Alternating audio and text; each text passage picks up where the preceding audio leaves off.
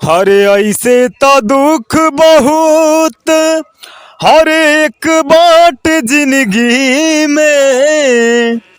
हर पैसा के मोल बाकी हरे ही जे बुझाता।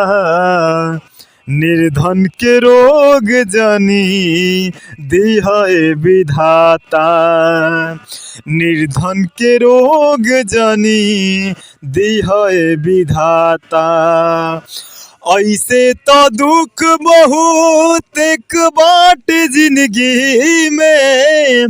हर पैसा के मोल बाकी यही जे बुझाता। निर्धन के रोग जानी दिहाए विधाता। निर्धन के रोग जानी दिहाए विधाता।